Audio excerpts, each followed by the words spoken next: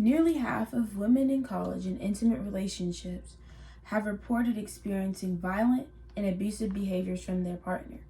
So it is important that you know the signs of domestic violence, what domestic violence looks like, and how to get out of the situation. When Cheryl Lang, the director of VAMP, which is Violence Against Women as well as Men, came to speak to my first year experience class, she explained to us how we can help as a bystander. She told us what domestic violence looks like, and she gave us statistics on domestic violence. I didn't realize how common it was for college students to be in domestic violence situations. She also taught us not to be afraid to speak up in a domestic violence situation, or if you see somebody else that you know in a domestic violence situation. Domestic violence is not just physical. It can be sexual, emotional, psychological, as well as financial.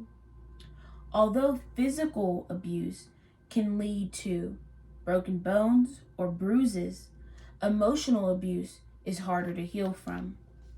In Abrams' book, Supporting Women After Domestic Violence, Loss, Trauma, and Recovery, women told her, in some ways, emotional abuse is harder to deal with than physical abuse.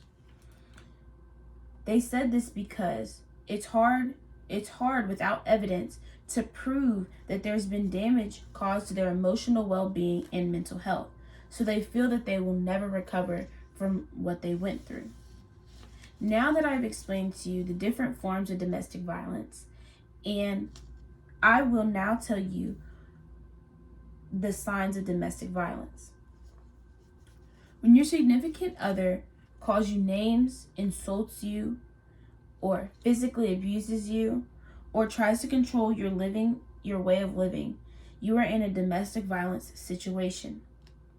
Mayo Clinic states abuse can happen to anyone, male or female. This is when a power imbalance is in the relationship and they use intimidating or hurtful words to control you. Abusers use hitting, kicking, or forcing their partner into engaging in sexual acts as a way to assert their dominance in the relationship. Now that I've told you the signs of domestic violence, I will now turn to how to find a way out of the situation. There's a way out. Don't feel stuck. There's always somebody to hear what you're going through. It's important to have a safety plan and a safe way out of the situation you're in.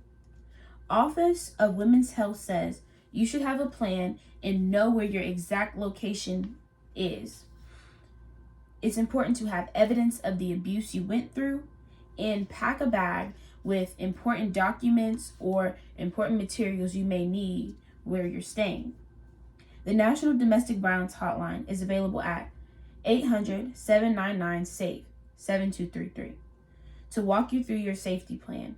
And the National Center on Domestic and Sexual Violence provides a form to do the same.